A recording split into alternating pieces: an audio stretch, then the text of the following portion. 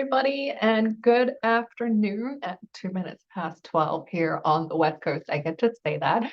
My name is Becks Heyhoe-Khalil, your she, her pronouns. I am the Executive Director of United End Homelessness here with Orange County United Way in Southern California, and I'm excited to welcome you to our April Community Chat. So for anybody who may not know, once a month, I have the privilege of bringing experts in their fields into this online forum, and we just hang out and have a conversation. And so I'm really excited today to be joined by two wonderful leaders here in our community. I'm joined today by Rona Henry, who's the chair of the Welcoming Neighbors Home Initiative, and also by Derrick Gaffney, who's the community outreach supervisor for Jamboree Housing. So today we are going to be talking more about their experiences with housing advocacy and about how people can become engaged in helping to support the housing that we desperately need here in our community. So I would love to invite them to come off camera and just share a little bit about themselves and how they got involved in their roles to start us off. So Rona, I will come to you first. Hi, everyone. Nice to be here, and thanks for the invitation. I had grown up in California, moved back in 2016, and I was just amazed when I saw homeless encampments in Anaheim, and it was like a gut punch. And I decided at that point that I would work on the issue of homelessness. And I found that there was other people in my congregation, Tapestry Unitarian Universalist congregation, who were also interested in the issue, including our minister. They wanted to do something. But we weren't really sure how to proceed. So we educated ourselves and fortunately found United Way Homelessness 101 course and then the Advocacy 101. And that really helped guide us on what we would do. We also talked to other organizations like Housing is a Human Right OC and the Kennedy Commission and People for Housing. So there was a lot of people working in this space. And before we went too far, we tried to educate ourselves. And then over time, we were working on housing element law. We figured out that commenting to cities about their housing elements was something we had to get educated on. And then one of our co-founders in our initiative, Welcoming Neighbors Home, Bev Huff, she helped organize about a dozen of our volunteers who were both inside Tapestry and outside of Tapestry to become what she called canaries, sort of like the canary in the mine, who would monitor the city agenda, city council agenda, and the planning commission agenda, and let us know when there was a homelessness or affordable housing issue coming up. And then we would sort of put out the call for action. And since 2020, we've had our volunteers have submitted over 550 public comments from those calls for action. So it's been very gratifying and a great group of people to work with and getting to know the developers too. That is just incredible. And I know that we've partnered together for a long time, but to hear you just so succinctly explain the journey that you've been on to the impact that you've had is just remarkable. I'm really excited to dive deeper into this today with you, Rona. And Derrick, how about you? You want to share a little bit about your background and how you found yourself in this line of work? Sure. Hello, everybody. Really happy to be on with y'all. I'm Derrick Gaffney, so I work for Jamboree Housing Corporation. For those who may not know, Jamboree, we are a nonprofit affordable housing developer. We develop throughout the entire state of California. We are as far north as Chico and as far south as San Ysidro, about 10 minutes from the border. But we are based in Irvine, California, and do about half of our development has been in Orange County. So we have 24,000 residents, over 120 communities, and about over 11,000 units now. So at Jamboree, a part of my job is to run our community outreach department. So I'm sure we're going to get a little bit into kind of the nuts and bolts, and Rona that kind of already started to hop in a little bit in what it actually can look like to be an advocate, what it means to be doing the work. But I'll kind of start at kind of a bird's eye view of what we're trying to accomplish when Jamboree thinks of advocacy and outreach. So the first thing that we want to do is we're looking to educate, right? A lot of times when we're moving into a new community, our neighbors or even new city council members or county supervisors, they may have preconceived notions about what affordable housing is or about what permanent supportive housing is. And we view it as kind of our job just to very gently and kindly teach and educate and maybe dispel some of the myths that they may hold. The second thing that we're looking to do is collaborate. So at Jamboree, we have a good neighbor policy. You know, we're not a developer who just builds and leaves. So we really want to make sure that we're building connections in the community because that's important for the overall health and the success of the developments that we're creating. So we're looking to create collaboration there. The next thing we're trying to do, and this is where a lot of the work that Rona is very important, we're trying to convince. It is very important that we have a counterweight to any sort of voices in the community who may oppose new development. So those are kind of the three buckets that we think of outreach and how it's helpful for us: educate, collaborate, and convince. That's awesome. Thank you, Derrick, for the quick crash course there. And then I know that many people watching this, are probably not experts in the field of building affordable housing. And so are you able to provide us just a quick kind of high level overview of the different sort of phases that a project goes through or development goes through from kind of concept to groundbreaking of people moving in, and help us understand what are the inflection points where community members are able to assist with that? Yeah. So we'll start with saying the development timeline, it takes a very long time to build any sort of multifamily housing. So a quick project, I'm talking something that is moving quickly, is going to take about 3.5 years. And that is moving at lightning speed, 3.5 years. Construction in and of itself is about 18 to 24 months of that. So if we're doing everything right up front with pre-development, it's a year of pre-development approximately. So let's kind of walk through what those stages look like. We're starting with conceptualization. We found a site, we think it might work for housing. We're going to analyze it and make sure that the site that we're considering building housing actually has viability. The slope is right, we can build there. Then we're going to look at the underwriting phase. So that's trying to assess the risk, kind of make sure that we can actually finance the thing that we've envisioned and think is a great idea. Let's make sure that we can actually fund it. Then we move, and everything, by the way, is kind of happening simultaneously to a degree, but these are kind of the stages. Then we're going to move into site control. So once we've decided, okay, we can build it, we can fund it, let's go tie this site up. So that's going to be, working with trying to gain some sort of legal control over a site. Oftentimes it's going to be done with, your city council, your planning commission. So that's kind of the entitlement and site controls section of housing. Then we're going to move into, once the city council approves, you get a check, you can move forward. Now we're going into really hard trying to obtain the financing. For affordable housing developments, the average affordable housing development has about 6 separate financing sources. So it can take a long time to kind of cobble those pieces of the financing puzzle together. Once we're close, we're basically like, all right, we have most of the money or all of the money. Then we move into construction.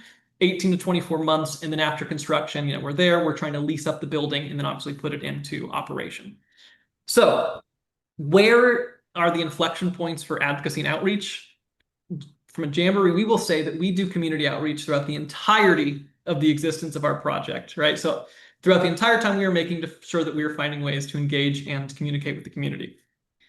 But early is very important to actually make sure that the project crosses the finish line. Kind of in that, once we start to move into that site control and entitlement phase where we're really working with cities, working with counties to try and get their buy-in, that's really when voices matter a lot. I say once, so a couple of ways. Obviously, we want to make sure if we're having community outreach meetings, it's really helpful. Jamboree will hold community outreach meetings. I promise you at every community outreach meeting, you're going to have a large group of folks there who don't want you to build the building. Not every time, but most of the time. It's really helpful in those meetings to have voices of people in the community, neighbors, who support the project. Because otherwise, it's just kind of the pile-on effect. And everybody in the room is reaffirming their beliefs that, nobody in this community wants this. So it's really important at that point in those outreach meetings to have voices who are positively advocating for the project. The next place is obviously kind of once you're at a planning commission meeting or a city council meeting, getting your letters there. Thank you, Rona, for sending in 550 letters. It's very impressive. And then also showing up in person to advocate, letting your elected officials know that this is something that's important to you. This is something that's important to the community. It's something that you want to see happen. It would surprise you, but yeah, elected officials can get a little squishy if they have, 100 people show up and yell at them all day that they don't want something to happen. So even the most courageous of the politicians, it's difficult to be yelled at. Yeah, thank you, Derrick, for breaking that down for us. And Rona, I know you and Welcoming Home Neighbors have been involved in all different kind of places along that timeline that Derrick talked about. And so I'd love to pass to you to share a little bit more if there's any of those inflection points that you would like to kind of focus in on a little bit. Well, yeah, I think I sometimes talk about how the city council meetings are kind of like with the kindergartners on the soccer field where we kind of all swarm in and, show up with our signs. And literally we've shown up with signs at city council and planning commission meetings. But I think there's other times which it's almost like watering the soil, setting the table beforehand. So, I purposely wore my Homes for All t-shirt, which is a great way when you go into the community, just go into a grocery store. It's a great way to create, uh, you know, community awareness, but also I wear this if I go to like a ribbon cutting for new affordable housing, or if I show up at a campaign event at a local city council meetings, campaign event, or if I have a reason to believe they're going to be at some meeting, I'll brazenly wear my t-shirt. We've also just asked city council members to meet with us on our own. We've gotten residents, just say, hey, this is something we're interested in. What's the city planning to do? And then we also have learned that we need to be ready to tell a story when we see them, because you don't know when you're going to run into them. But having a really compelling story, because sometimes they'll talk about how great the city's doing, and then you can say, yeah, but I know this woman named Nancy, and she couldn't afford her apartment, and now she's having to couch surf with her 2 teenage kids.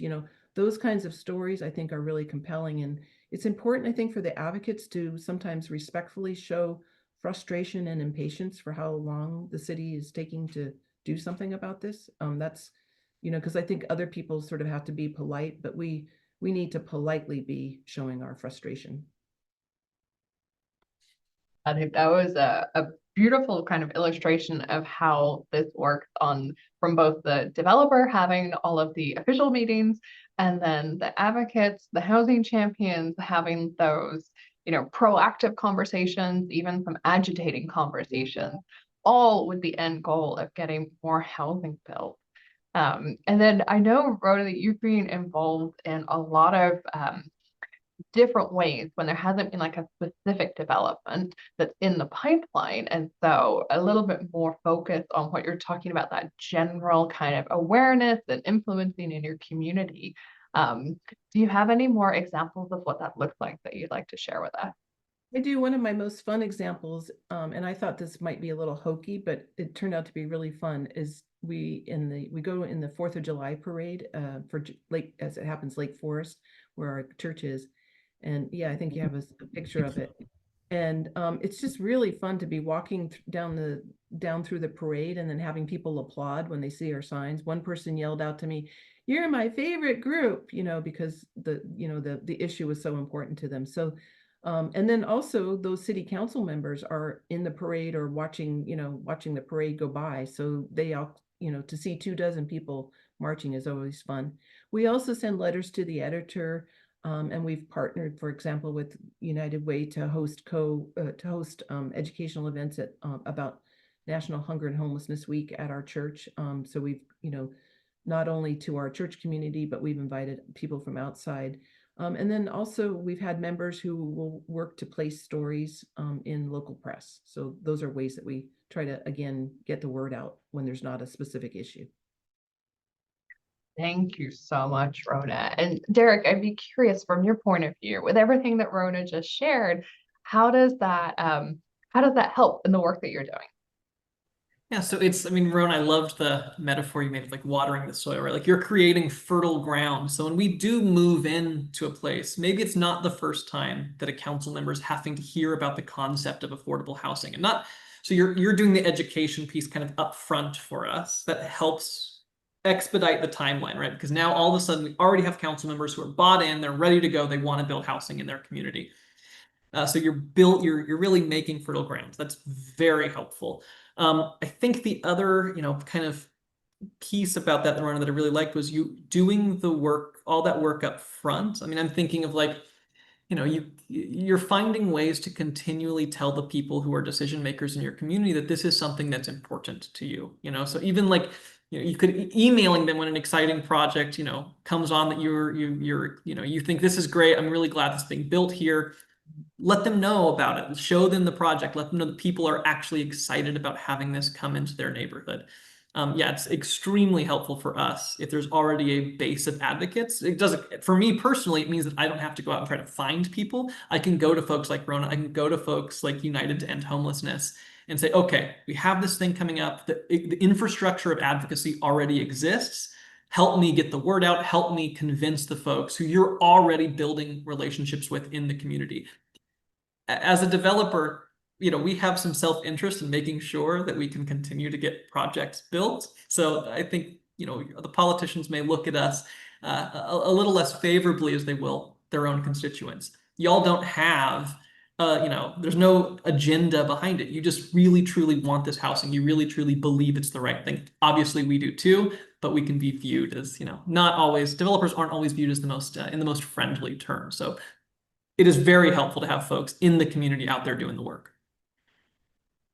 Thank you, Derrick. Yeah, having been around this for a while, I understand and can just sort of testify to what you were saying about the importance of community members coming and showing up and voicing their opinion.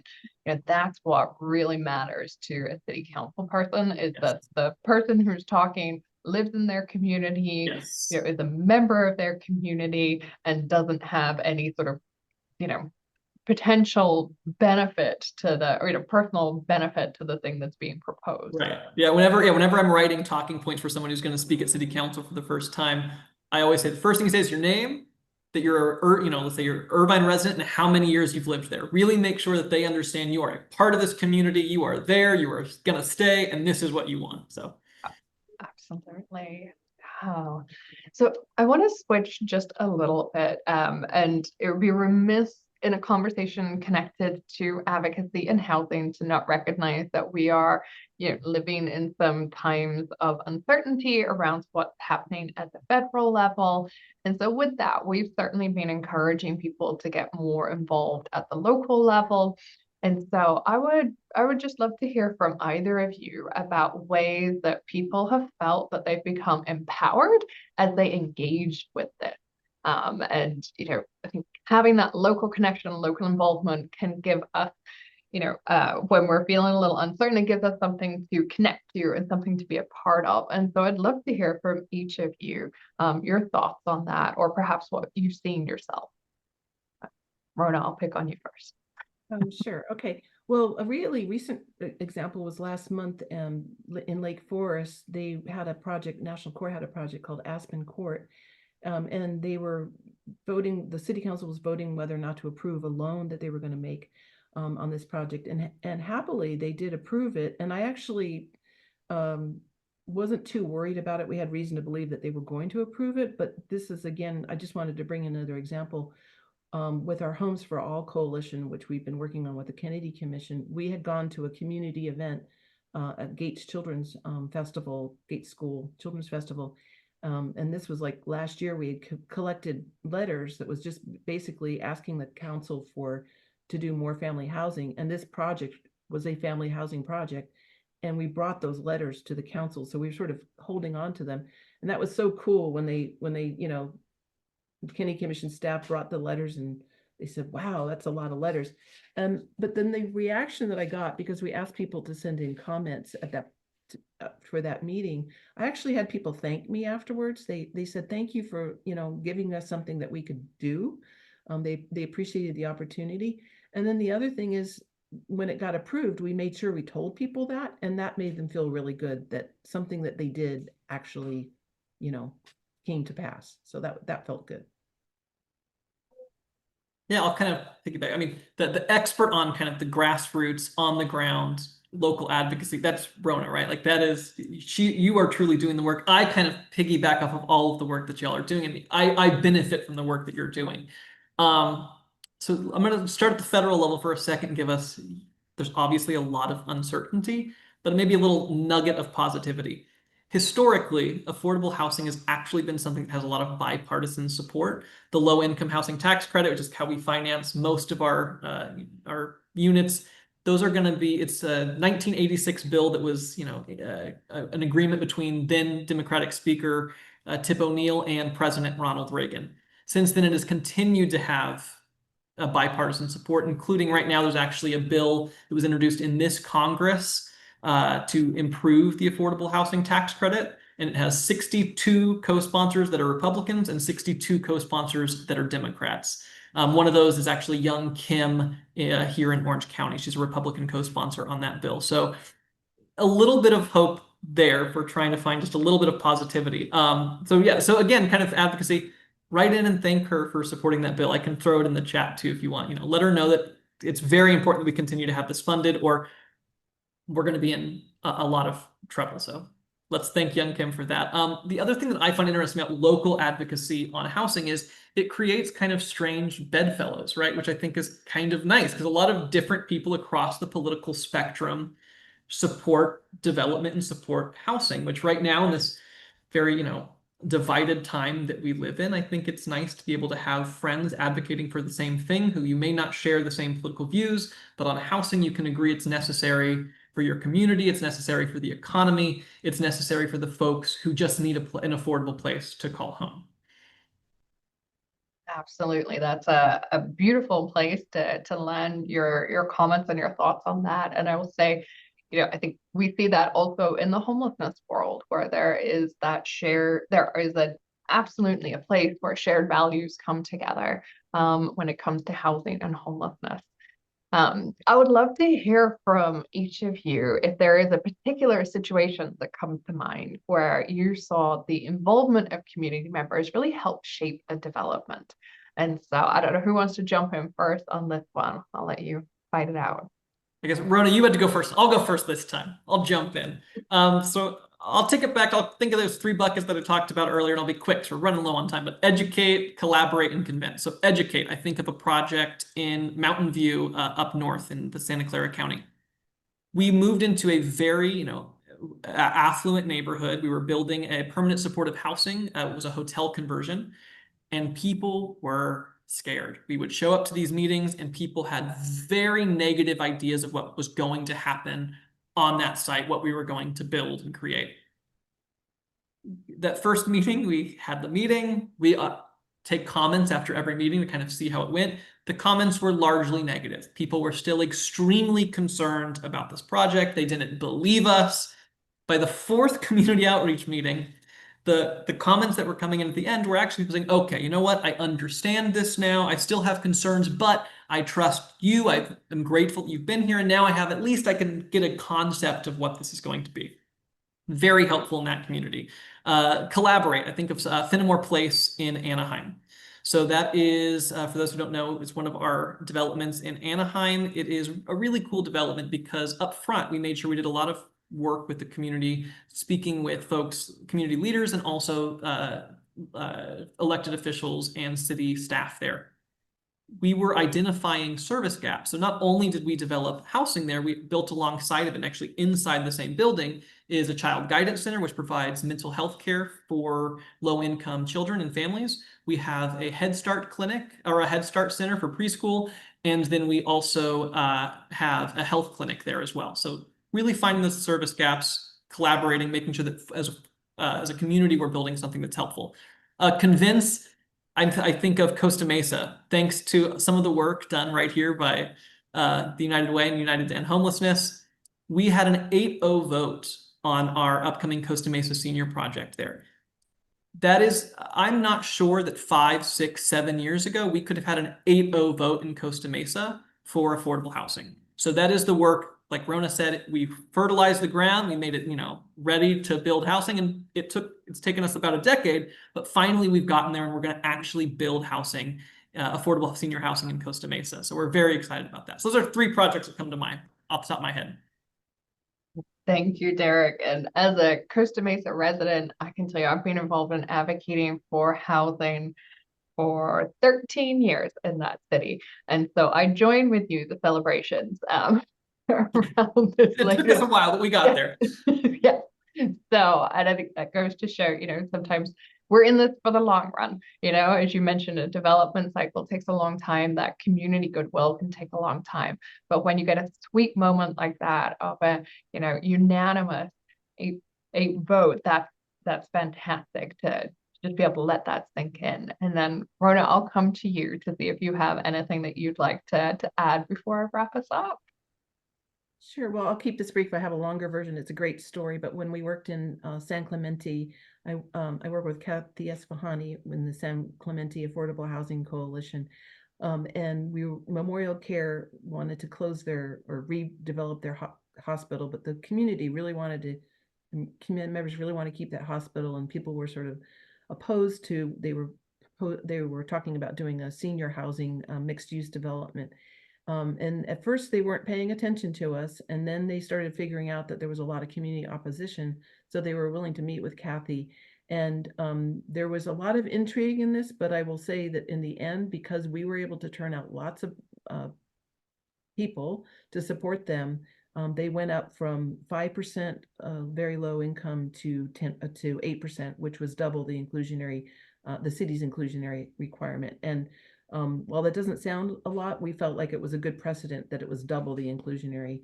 And as you saw, that we were carrying signs and making noise and clapping and so on. And so yeah, that felt good. It actually, I mean, they were negotiating with Kathy to, like, if we brought our supporters out, then they would go up on the affordable housing. So that made us feel good. Absolutely. Yeah. Thank you for that great example of another way for people to be engaged in what another win looks like. As I bring us to a close, I am curious to see if either of you have any, like, a top resource that you would recommend to people that are perhaps watching today, that are curious about learning more. Is there something that you've watched, read, heard, attended that you're like, this really helped me, that you'd like to pass on to people? Well, it's a shameless plug, and you didn't ask me to say this, but whenever we worked with our canaries and our volunteers, or I always tell people about the United End Homelessness 101, Homelessness 101.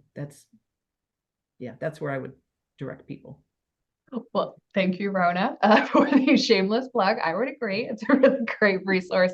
If anybody's watching who's curious and you want a great foundational knowledge, we host those classes really regularly. We'll also come out into the community, your house of worship, your workplace, wherever we can. We will come and provide that education. Derrick, how about for you? I will continue the shameless plug a little bit. I would say get on folks' email lists. So get on United End Homelessness email list, get on People for Housing OC's email list. I also like YIMBY California. They have a really fun email blast they send out monthly called The Homework, which is just going to be kind of all of the housing policy news that's happening in Sacramento, and then just some fun research papers that they've, assembled for you that month. So I would say those things, get on email lists, especially for advocacy. Make sure that they'll let you, trust me, United End Homelessness will let you know when you can show up to a council meeting. They will let you know when you can send in a letter. So that would be my advice. I think I would also add Kennedy Commission. Yes. They've been very active. And then also the League of Women Voters. They have a housing advocacy group. But I've also found that there's other community organizations that are starting to form committees as well. So those are good. Awesome. Thank you. And we will pull that list together and we will send that out by email to anybody who's watching, and then at RSVP for it. So if you are tuned in and you didn't get all of those links out of the chat box, don't worry, we will send them to you by email. Yeah, sorry, we kind of just spit out a lot of information there quickly. It's good. It's good. You can put Welcoming Neighbors Home in there too, in your list. Perfect. Absolutely. Absolutely. So I'm going to try and see if I can squeeze in two last questions before I close up. So my first one is, what is giving you hope right now? We were given this question beforehand, so I had to think about it because hope can be a little elusive or can feel elusive right now.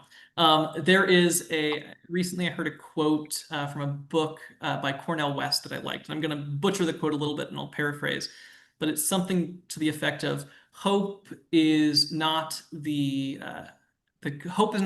or action is not the result of hope. Hope is let me read it. I'm just have butchered this beyond anything. Hope is not the cause of action. Hope is the result of action. So for me, I look around at the work that folks like End Homelessness that Rona are doing, and that's what's giving me hope in this moment, is seeing folks in the community rolling up their sleeves and getting to work.